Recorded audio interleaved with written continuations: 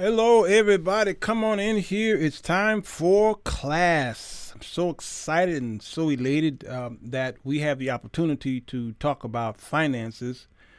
It is definitely something that when we were coming up, we were privy of it, but we had to go through a whole bunch of hoops in order to find out how it operates. What I mean by that is we didn't have the internet back then.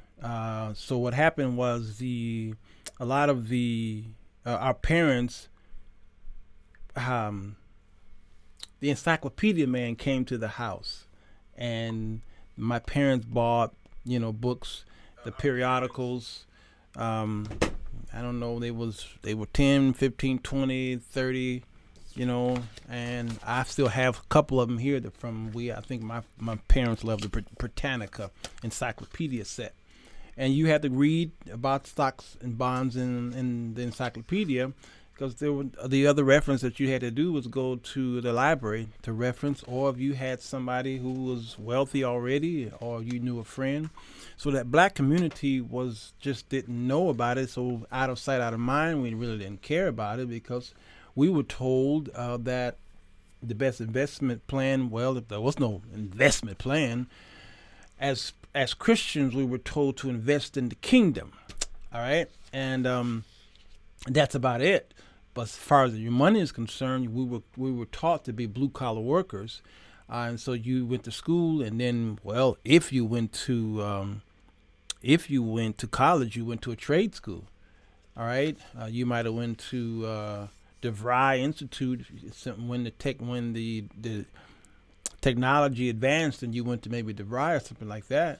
But outside of that, you became maybe carpenters, or you worked as I don't know, you were a builder, or you were a mason, or you were a painter, or you were a plumber. So when I was coming up, that's what our forefathers taught us. In the Jones family, we were blue collar workers.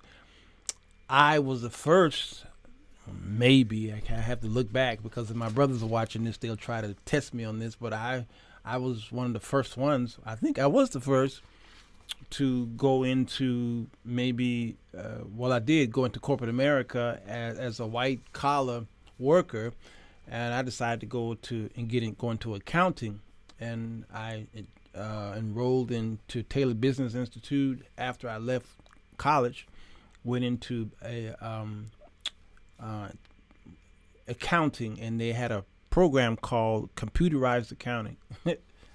It was kind of sad, but when I finished, I was hired at a certified public accounting firm, and there I was wearing a suit every day, and sitting next to me were some of the greatest minds there was in the accounting field. Worked with Deloitte and Touche and Arthur Anderson before they went crazy. And then I began to get to elevate upwards in my career. Left there and worked for a construction company, but not as a worker. I worked as a junior accountant, in the construction business. All right, and then I decided to work for myself. So I've been in the financial world for a while. I hated it because I was working for someone who was making the money off of my efforts. And I said, I can't continue to do that. All right. And so I've now, over the past few years, decided to take that knowledge and teach my children, and to teach some of you some of the pitfalls and the mistakes we've all made, and the things that were hidden from us who are African Americans. All right. The name of this show is called Is Your Church a Fiduciary? Putting it there to put a nice spin on the economic shows I'm doing at 3 o'clock. No, this is not a pre-recorded show, so I want to say hello to all of you out there. I see you, Jess and Taylor and Weaver and Stephanie and Hodges and Hall, and I see y'all. All right, Paxton. All right, and many of you who have already came in early. All right, I thought I saw Bridget Lee. Some of you were here early. Michelle Carter is here, and Beverly Joyce, and Ransom is here. All right, so I see y'all. So I wanted to call this thing fiduciary based off of what fiduciary is and what does it mean. Now, when you do a Google search, the Wikipedia says a fiduciary is a person who holds a legal or ethical relationship of trust with one or more other parties. Typically, a fiduciary prudently takes care of money or other assets for other persons or for another person. I'm using this title as a spin on the show because even though this is dealing with money, your spiritual life should be handled by a fiduciary duty of persons from your church. You understand? Beverly, yes, you get a sticker. You get a smiley face. You understand? Your church have a fiduciary responsibility to the needs of you totally. That's your full man, full woman, full human. That's your mind, body, and your soul. And that means that a person in your church should be responsible to tell you where to go for help if they are the watchers of your soul. Your soul is in the body, which is encamped by your spirit is surrounding. Okay? So all of that walks into a church. And the people who are over you and whom have been placed the honor of having an authority over you should know how to tell you where to go for your needs. That person's job is not to teach you finance, teach you health and wealth. That person's job is to research and find out who professionally can they either send you to or bring them into the church so that they can help your mind, body, and your soul and your pocketbooks.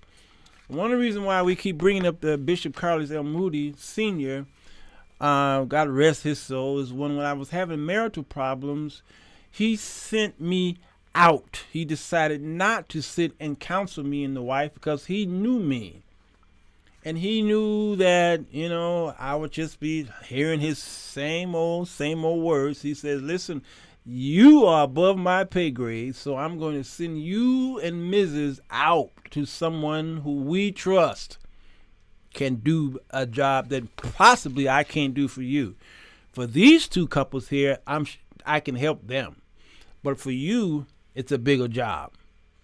And I went out paying $100 an hour, which was the cut rate. His rate was $150 an hour. And I sat and we talked, and he helped me with my issues, our issues, okay? And so that's your job. My pastor had a fiduciary duty to help me because he had to take my interest became his interest. You understand? So when it comes to finances, you need to find someone who do have a fiduciary responsibility or duty. Unfortunately, many of the financial advisors do not. And you would think in this time and day that all financial advisors have that. But unfortunately, because we live in a capitalistic society, which is not a problem, but it has become a problem, that these people they need to survive too. So they charge fees. Fine. We're used to having fees pulled out of our accounts. The government pulls out fees, which is called the IRS or taxes.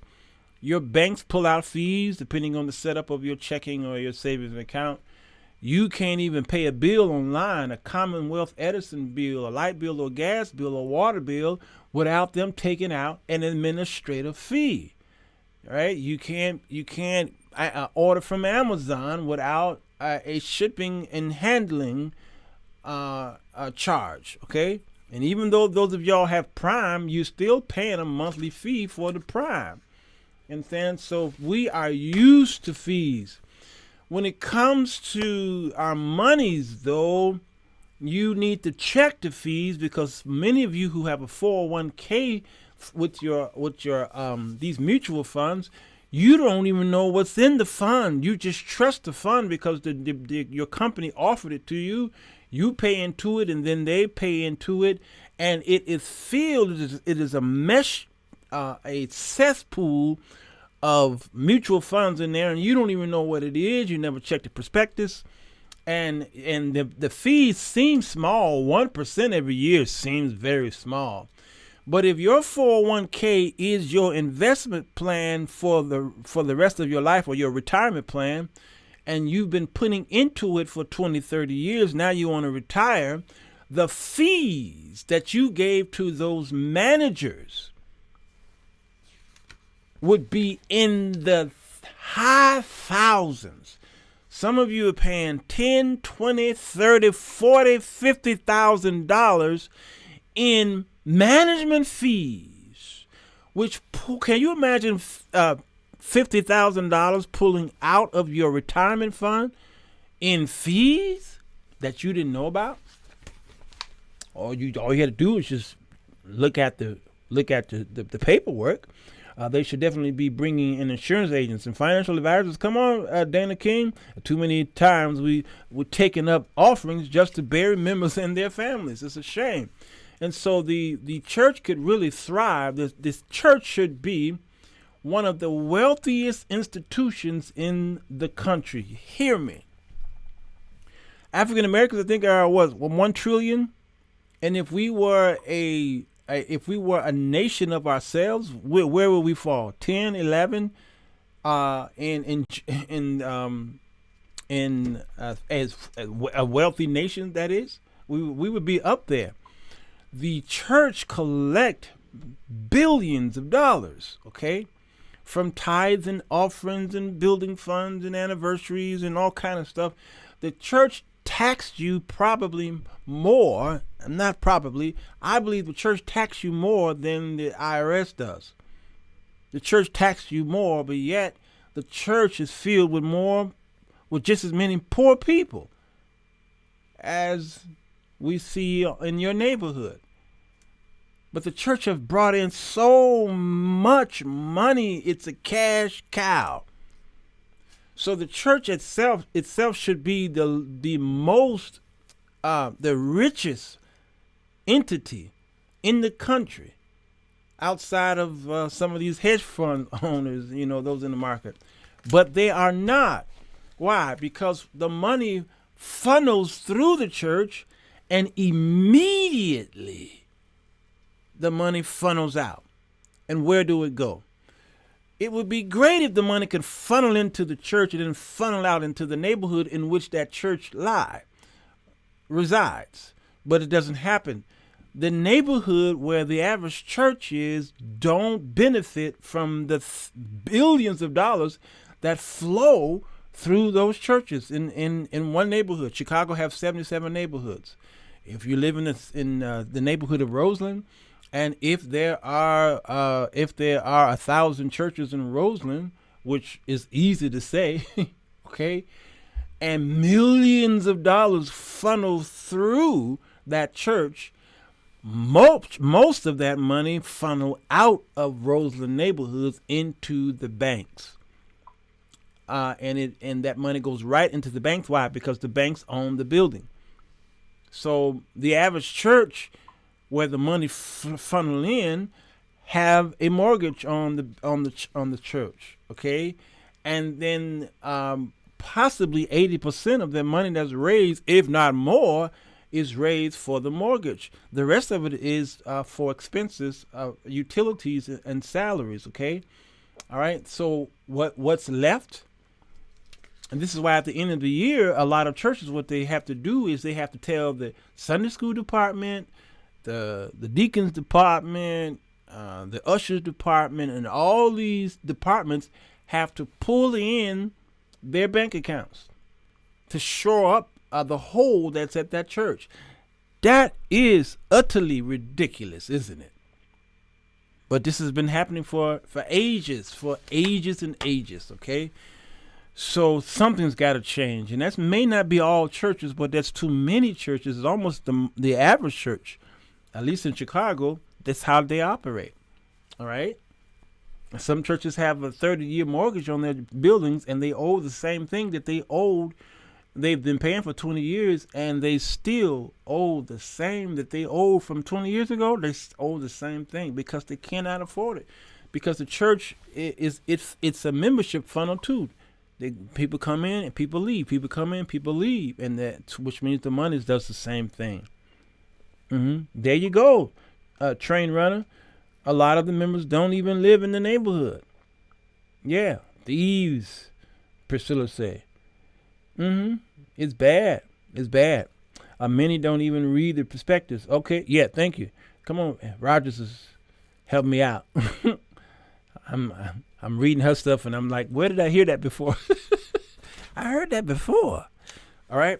So today I want to help y'all with this week. I wanted to just give you a pep talk on finance and what are some of the things that you can do. For those of you who are coming in here, this is a religious show. For those of you who are looking for ways to invest and to think about your retirement. And so we do talk about finance at 3:00, but we also talk about the love and the grace of God. So if you're afraid of God, you might want to walk away. But I guarantee you one thing, you're going to learn something today. You're going to be blessed financially and spiritually. Yeah, hang out here with us. All right. I'm a great proponent of index funds. All right. There are many types of mutual funds. And I was talking yesterday about the different types of asset classes, okay? And I'm going to be doing more of that next week on how to get involved in it. Today, I want to spend just a couple minutes on index funds. I talked about stocks and then bonds, the difference between the two yesterday, and then we'll get more into real estate because you don't have to physically buy real estate. You can invest in REITs, okay? Which is and it's like buying stocks. It's like buying bonds. You can also buy REITs, and you don't ever have to look at the place. You ain't got to walk through your place. You ain't got to worry about if the water, if the roof got a hole in it. You got to worry about fixing. No, you don't have to worry about any of that. Okay, when you're buying REITs, that's somebody else's issue. You're just investing in somebody else's. You understand? There you go, Karen. A real estate investment trust. That's exactly what it is. And then, of course, there's cash and cash equivalents. All right, we'll talk more about that stuff and how to get involved in it. But the first thing you need to consider is getting a brokerage account. There are a lot of accounts. We have the smaller guys and we have the bigger guys. Okay, if you've got the Robinhood app, well, that's an easy way to get around. The Stash app is an easy way to get around. It's for people who are beginners in investment, and it really helped a lot of people learn how to trade and how to invest. If you want long term, you want the big guys, and then Schwab and Fidelity, TD Ameritrade, and all these things. Okay, so I want to talk about index funds, and we'll be doing more. We'll be doing a lot of our talking points will be about index funds because I love them. And then, of course, there's ETFs. All right. So we'll talk about that stuff. Today, I want to at least introduce you to what index funds are and see if we could maybe give you some homework on what you need to do as far as getting started with it. All right. It is, I think, one of the safer ways to get into the market that will hold you. You can experiment with it so that just in case you want to go further advanced into the stock market. If you want to do some day trading, fine. You want to go into penny stock, that's fine. Go over to Larry Jones, Uncle Larry, which is Stock Up with Larry Jones, and then he can help you go more into the advanced portions of it. But I'm going to slow it down a little bit here and hold your hand, all right, if that's okay with y'all. All right, an index fund is it's an investment that tracks a market index. There are different indexes out there, and a fund tracks it. Typically makes up of stocks or bonds. an index fund typically invests in all the components that are that the index that are included in an index fund. Okay, and they have fund managers whose job it is to make sure that the index fund performs the same as the index. Okay, so if some of you are looking to invest into a particular stock, one company, then yeah, you can do that. It would be great to have individual stocks. Whether you're a common stockholder or whether you're a preferred stockholder in Apple, that's fine. It's good to have that. But if that's all you have, then you are setting yourself up for potential failure. Okay, because then if all your ducks is in that bucket, it fails, you fail. At least with the index fund investing in the whole index, then you have a safety net and your risk is lower. All right, so your 3-step process to investing in the index. Number 1, pick the index that you want to track. All right, pick one. So when we worried about the main worry for wealthy people, although sometimes beginners, are fees. Fees. Now, the problem with people who are poor is that they never take the first step. That's the biggest problem with the poor, is they are afraid to take the first step. All right, so pick one. Number 2, then choose a fund. Pick an index, one of the indexes, and then out of the index, pick a fund to fund the index. We'll talk about that more so. And number 3, then buy shares of that fund. You understand? In that order. Pick an index, choose a fund, buy shares. They are tied together. You can't just go into the index and then start buying stuff. The fund is tied to the index. You understand? And then you buy. Does that make sense? Now, there are hundreds of different indexes you can track using index funds. I'll make your job easy. The most popular index is the S&P 500. S&P 500. Standard & Poor's. Okay?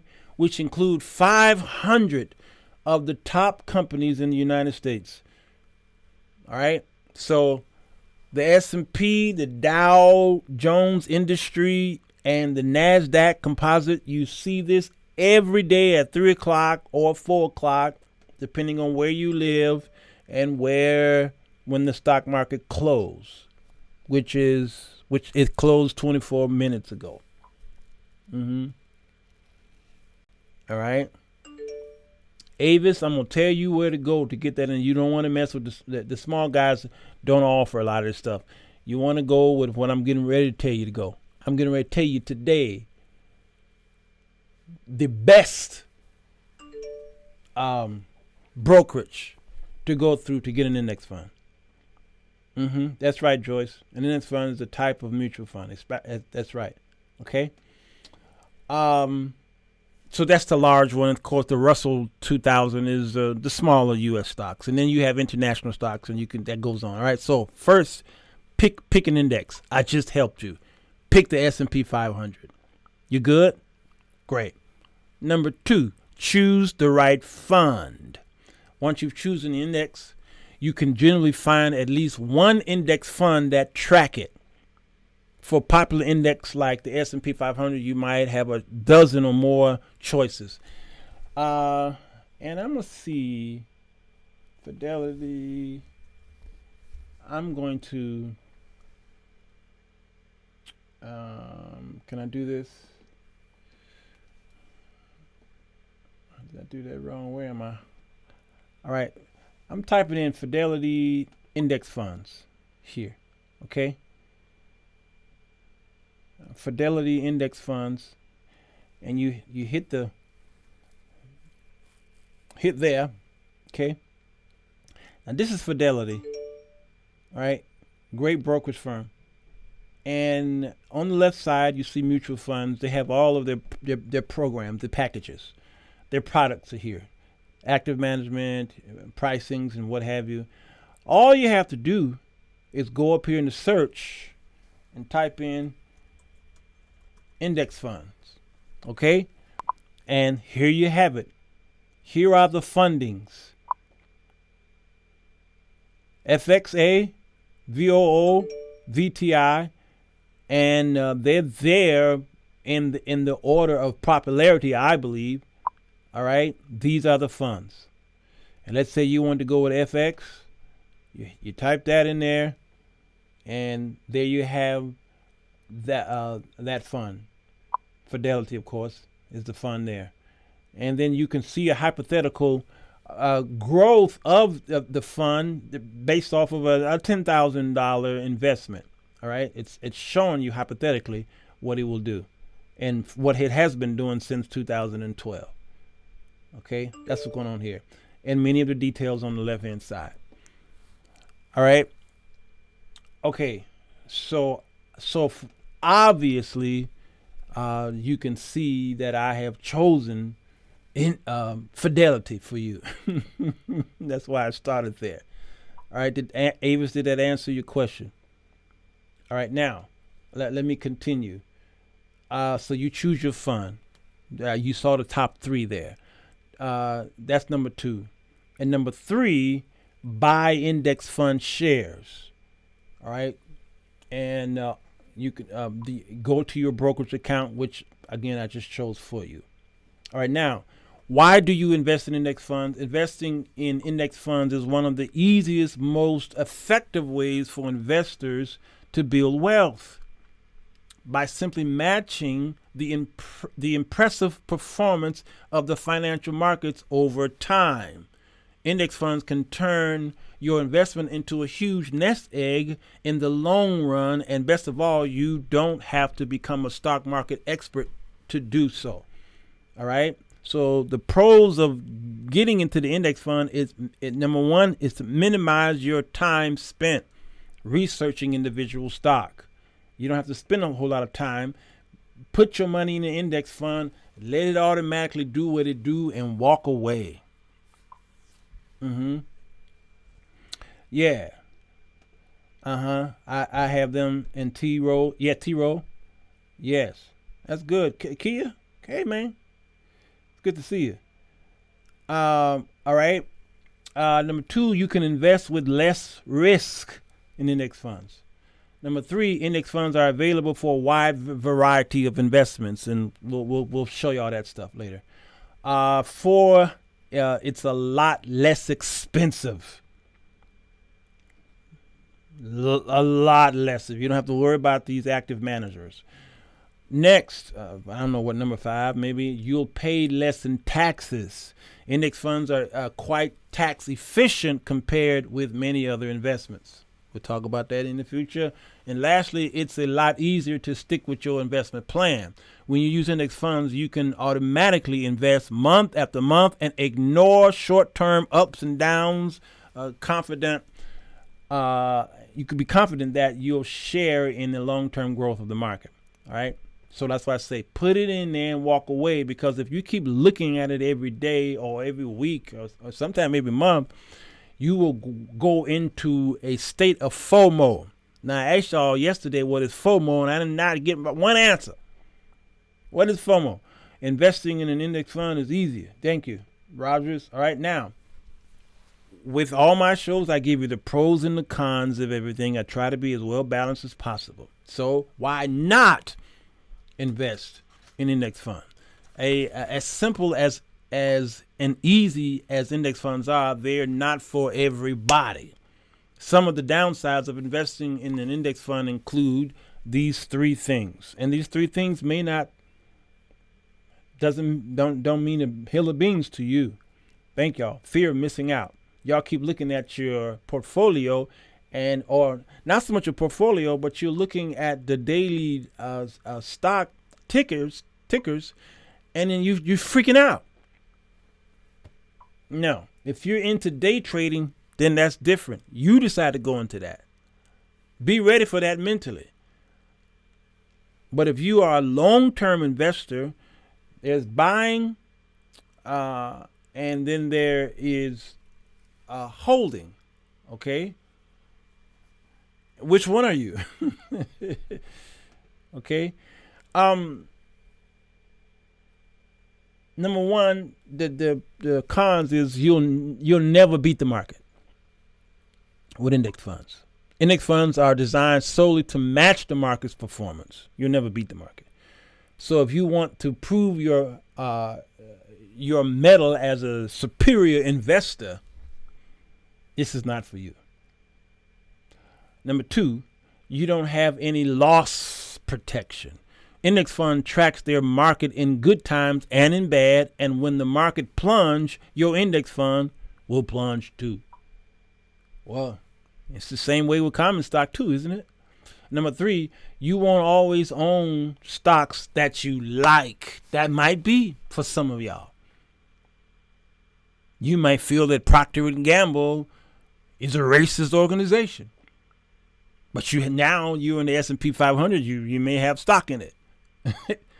Depending on the index you choose, you can end up owning some stocks you'd rather not own while missing out on others that you prefer.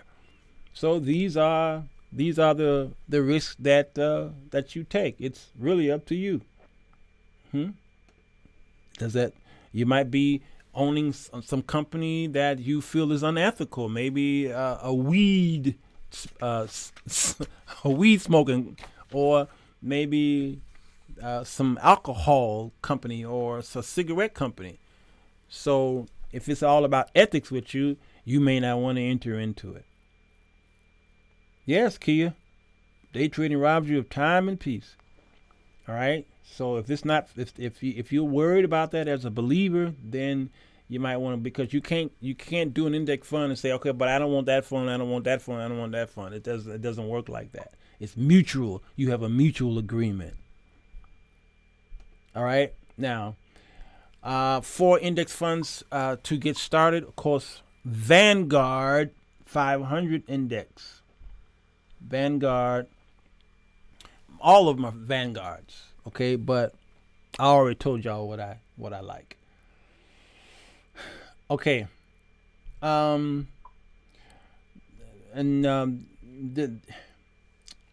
Vanguard, Schwab, and Fidelity is the ones. Now, I'm not telling y'all that Fidelity is the best in the land.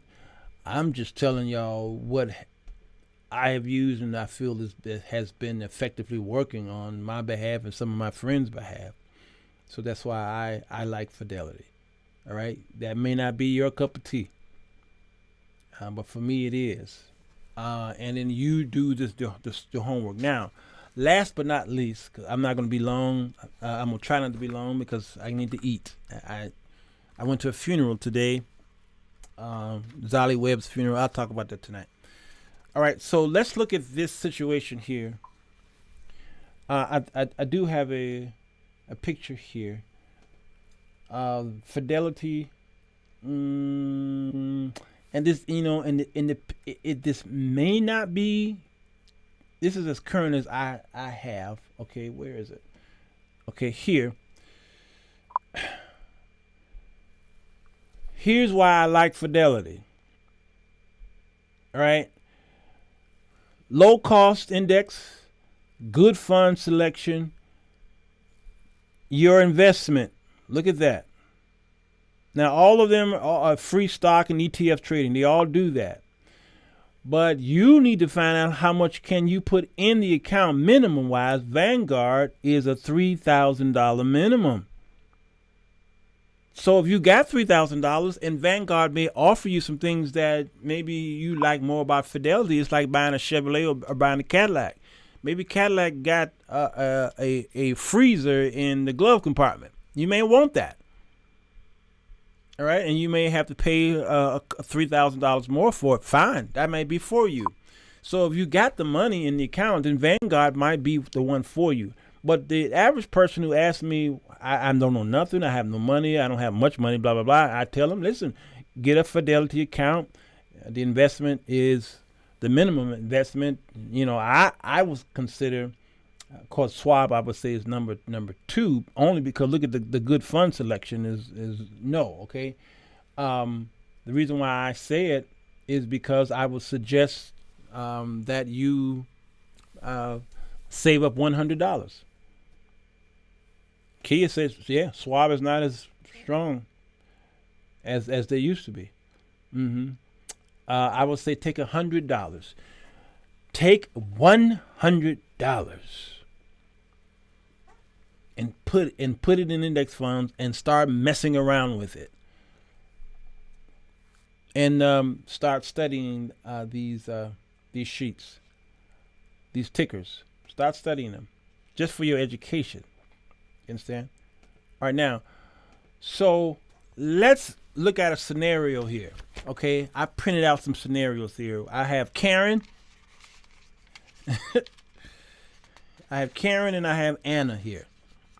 Okay, I'm going to have to use my camera because for some reason, come on, Kia. I said that yesterday. Let me see if I can go into my iCloud account and see if I could download.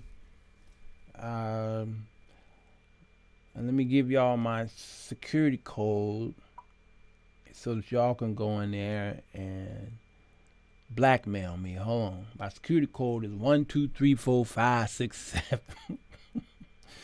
Okay, great. I can do this here. Great. Let me download Karen. Okay. Now Karen is putting some money in the account. Let me move this out of the way.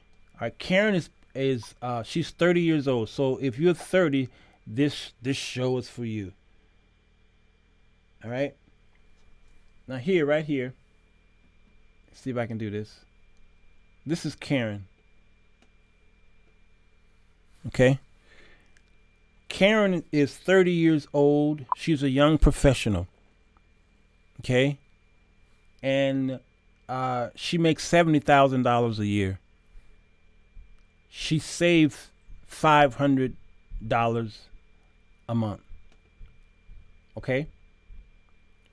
$500 a month. Let me find y'all. Where'd y'all go? Hold on. She saved $500 a month.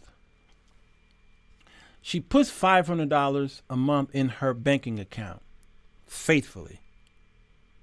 All right? And she do that for, let's say, 10 years. Okay? Because I'm getting ready to show you the power of a compound interest. Okay? Compound interest or compound returns. That's what Karen did. Some of you have paid off your car loan. You were paying about $500 a month. All right?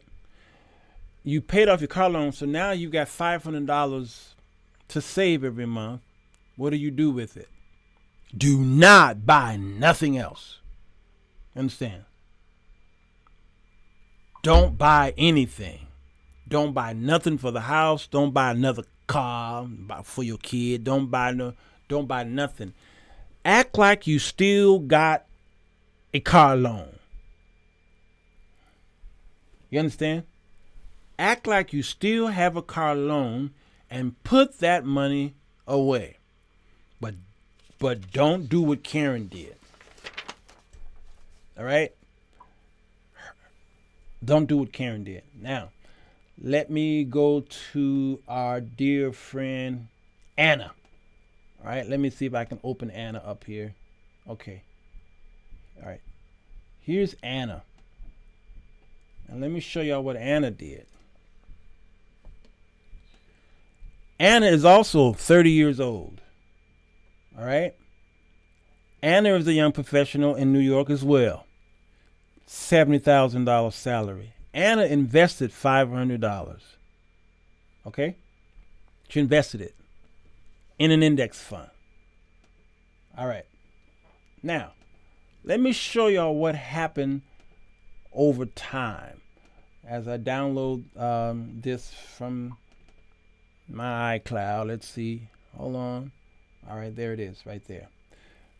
Let me show you the power of compound interest.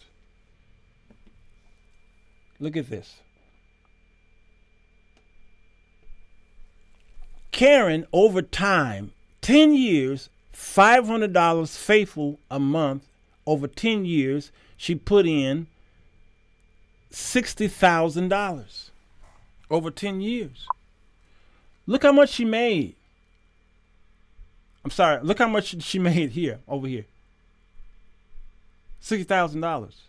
She put $500 in every month, but over 10 years, $60,000. Look what Anna got.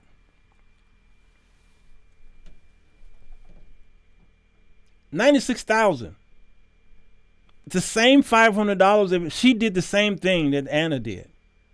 Over 20 years, $120,000. Karen, look at this, $351,000. And if you can do it for 30 years, Anna made $1 million. Karen is still struggling to get there.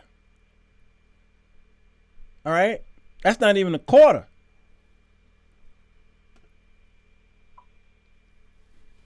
That's the power of compound interest, but it's also the power of putting your money into the market, especially in index funds.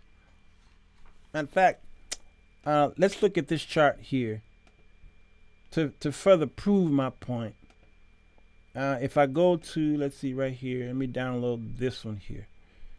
All right, I'm gonna show you what it did over time. Okay, over time, out of $500 starting for over 30-year period, the only deposit was $180,000 over a 30-year period. That $180,000 deposited over time gave her free money of $845,000. Free money. Free. Free. Free. Y'all understand? Free. So I got $500 a month to spare. Michelle got $500 a month to spare. She's putting $500 a month in her account, fiat money in her account, a bank account, which don't even give you 1% interest. And she keeps putting that money in there, and the inflationary rate is 3%. So she's losing money on her $500 every month. Over a 10-year period, she don't even have the same. When you equivalate it, when you count it all up, if she's got $100,000 in there, she don't, because every year the inflationary rate went up, so she don't have $100,000 in there. It may seem like it, but it's not worth $100,000. But if I put my money into this, if I did the same thing she did and put it in an index fund, which fluctuates. But the average return on an index fund, can y'all tell me? Take a wild guess. Wild guess. If you invest on an online account that, let's say, Citibank maybe give you 1% interest, all right, online. They don't have overhead, so they can afford to do that. All right. Let's say 2%. I'm going to be bold. If the inflationary rate is 3%, which I think it is, even if the bank is paying you 3%, you're at least staying afloat. But the index fund every year averages between 9 and 10%.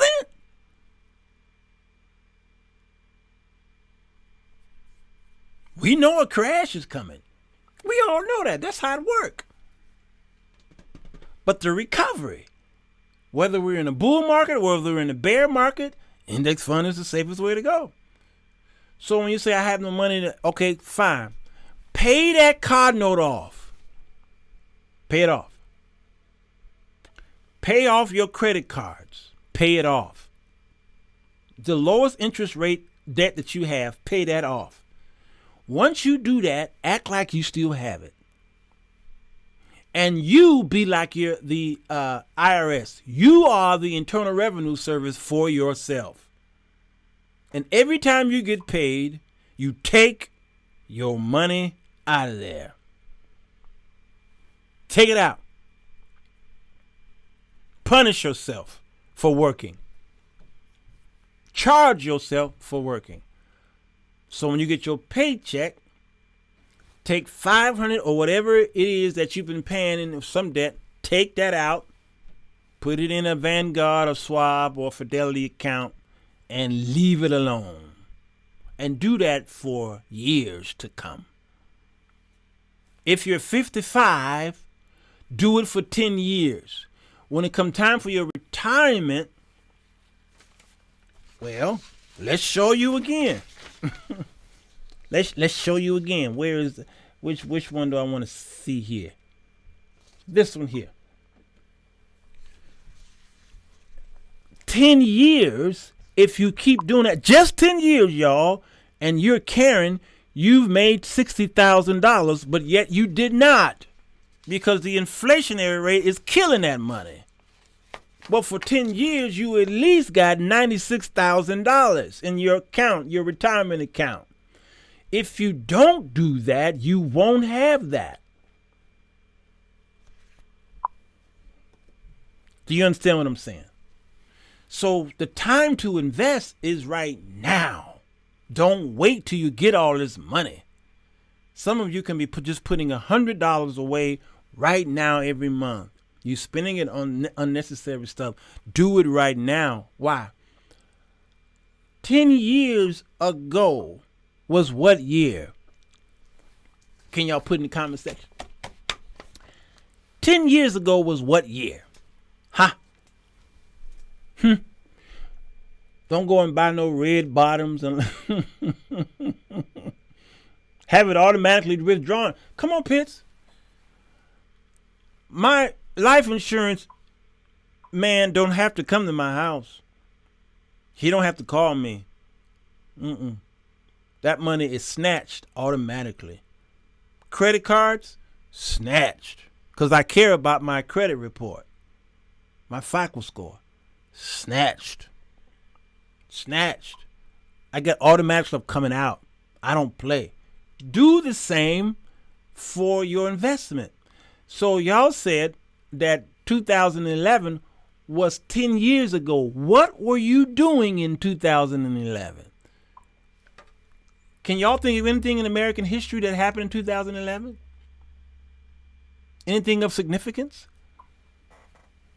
Yeah, because Pamela said 1991. Man, I wish we were back then.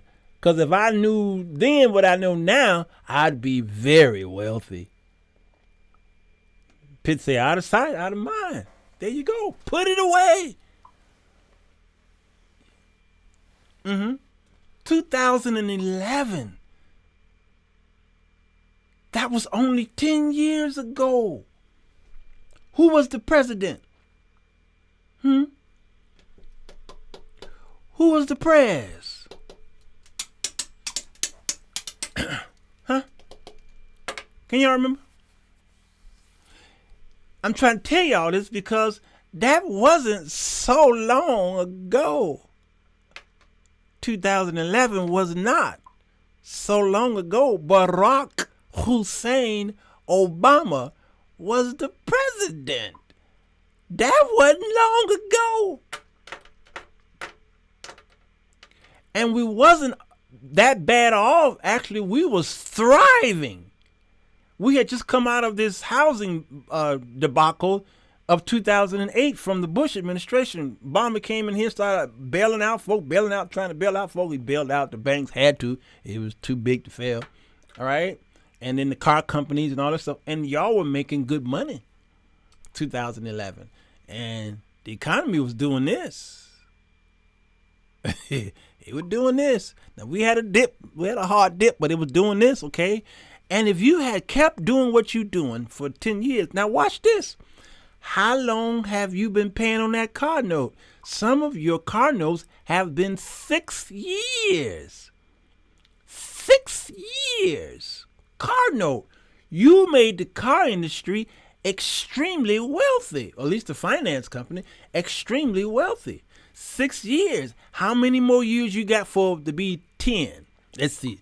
Now let me see. 6, 7, 8, 9, 10. 4 more years of paying a car note into yourself would have reaped you $96,000 today.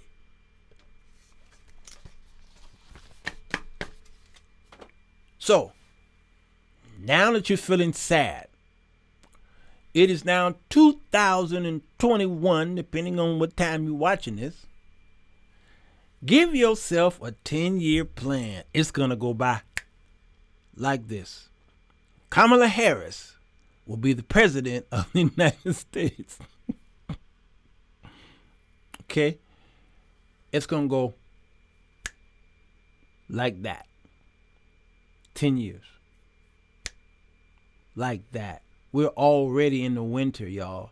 Summer just came. My daughter have the furnace on. I had a space heater on just a few minutes ago. Like that. Your life is but a vapor. Here today, gone by lunchtime. Like that. So, do yourself a favor. Take $100 this week and invest it. Start right now. And then you can say, I'm in there. I am in there. And then keep coming back at 3 o'clock. Say, what else do I need to do? This feels good. I'm finally investing. I've never done this before. I finally feel like a sense of worth is there. I got something. A pretty lady said, by dinner time. Kevin, no. You don't want to fool with that. Nope. Nope. No. Go to Vanguard, Schwab, or Fidelity. One of those three. Go to the big guys and get you some index funds. What you putting, keep your Robinhood, because the Robinhood is a good app. Robinhood, Stash, well, and what's the other guy? I forgot the other guy. Those are good apps, great apps for consumer, for consumer grades. It's great apps. And because it's very user friendly. You'll be saying, like one of my favorite movies, more money, more money. I have to learn how to do it myself. I use Edward Jones for now because I don't know how. No, Ruth, I get that. Weeble, thank you guys watching. Weeble, great app. Thank you, Dorian. I shall start this weekend. Amen. Do it. It's easy. Get in there, and then. When you start turning on CNBC, Fox Business, Yahoo Finance, Bloomberg, and then you'll be like, oh, now I know what they're talking about. When you see these TD Ameritrade and these Edward Jones commercials, you'll be like, oh, now I know what they're talking about. Now I get it. Get in it. Get in the game. You see, because those commercials don't play on BET.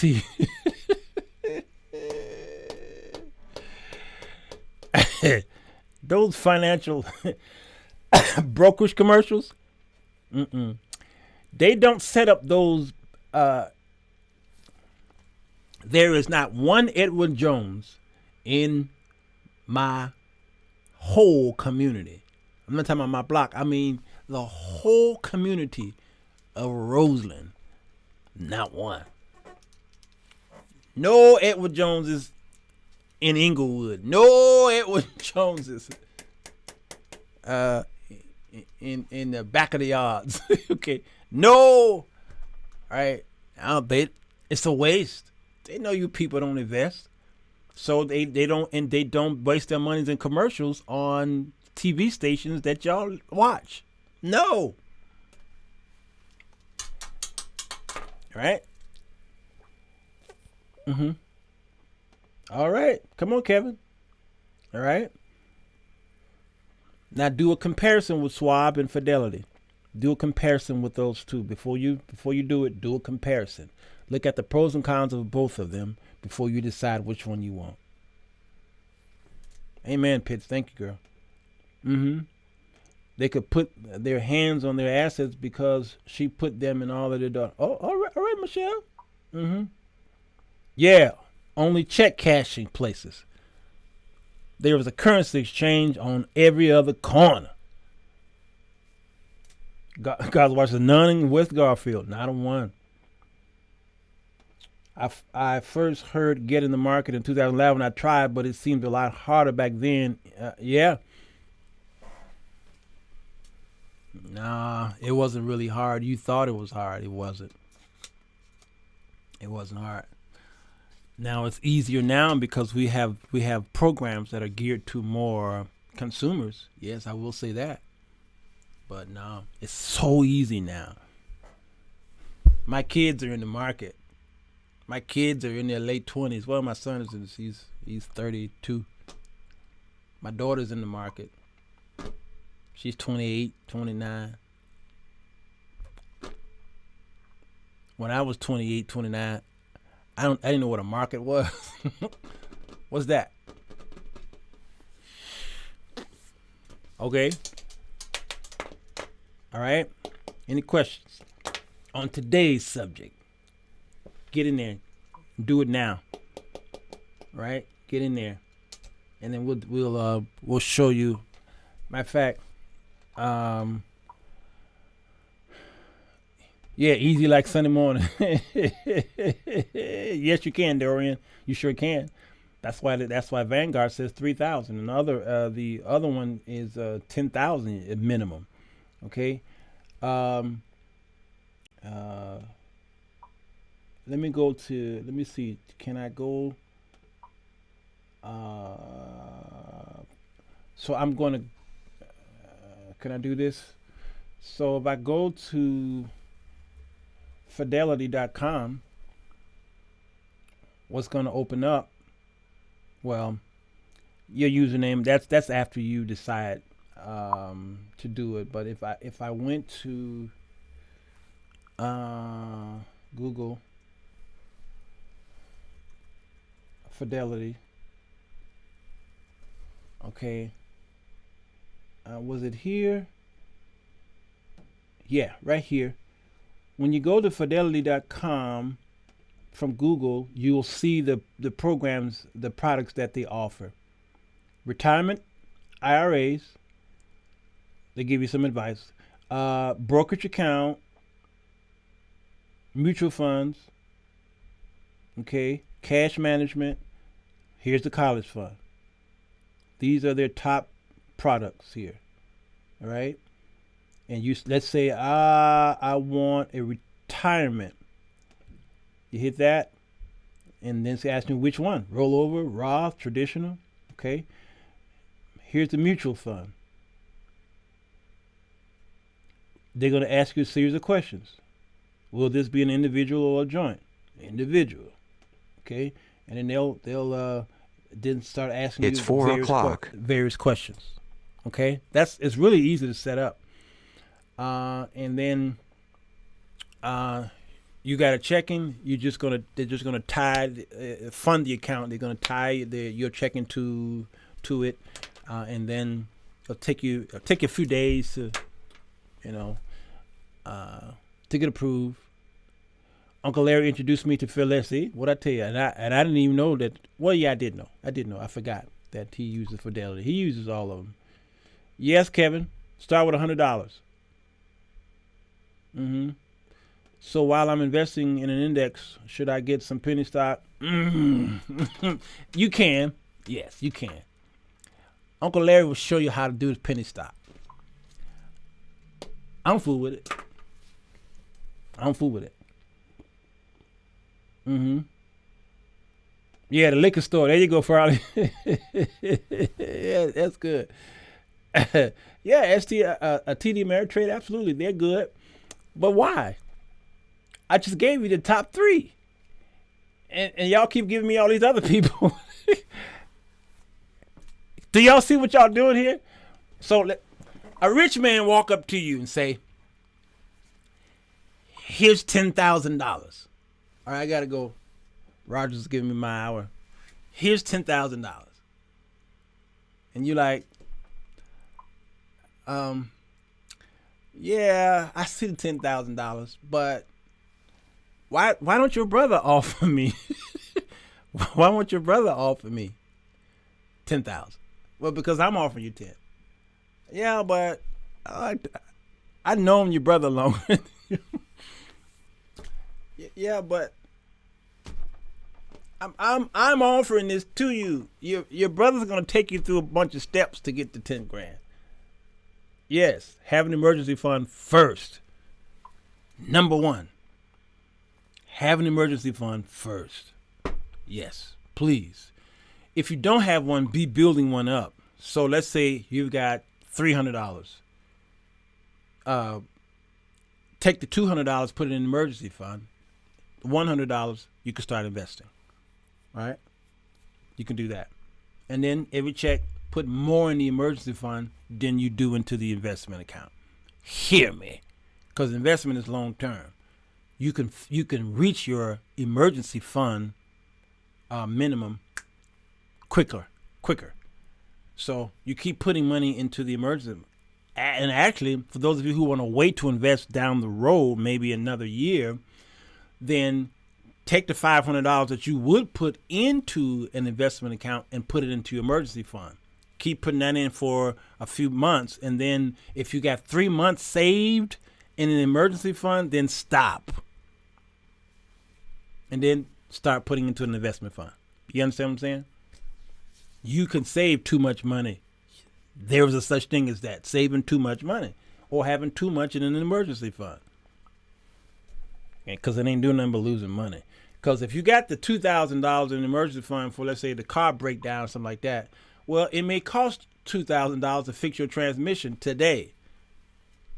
In another year, it may cost $2,500 because inflationary, which means products go up. You see what I'm saying? So now that $2,000 you got to maybe fix a potential problem on your car, you got to pay more for it next year. Does that make sense? So you should be investing. Saving for the emergency fund, and then, anyway, y'all get it now. No, I'm not doing day trading. No, go to Larry Jones. I don't do day trading over here. I don't teach day trading over here. No, my show is about investment. My show is not about trading. No, I'm not against trading. Absolutely not. It's just that some of y'all are too emotional to day trade. That's something my brother ain't gonna tell you. Some of y'all are too emotional. You emotional doing Bible study. So I know you emotional doing day trading. So I don't want to deal with the emotion over here. Nope. No. I'm going to talk about stocks, bonds, ETFs, Roth IRAs, or IRAs, and typical mutual funds, 401ks, cryptocurrencies. Okay, yeah, that can get emotional too. Okay, but yeah, I'm talking about all that stuff. But I'm not doing that. Is the vaccine effective? I'll take the horse pill. I'll take the antibiotic. Yeah, Rogers. It's like I was trying to find the best example I could find. I'm like, go to you. You come to me for an answer because you trust me, and I'm saying now go to pick door number 1. Yeah, but what about door number 10? God says, here's death, here's life. But God, what's in the door number death? Yeah. Uh, I, he said, but choose life. Okay, but death sounds so much better. What about ETFs? What about ETFs, Percy? ETFs are great. Hmm. Yeah. Oh, you mean teaching? Oh, yeah, I got you. Because you seem to be a proponent of ETFs. You've been mentioning that a lot. Oh, I got you on the ETF, no problem.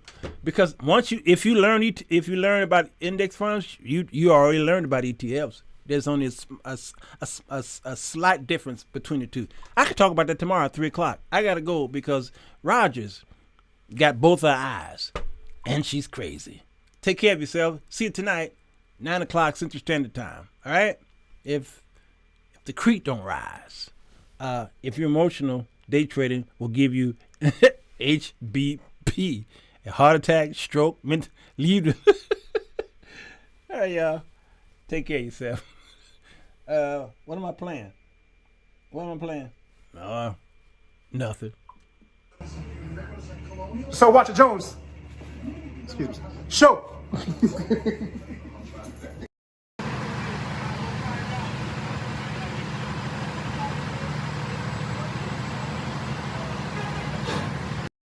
It's 10 p.m. Do you know where your children are?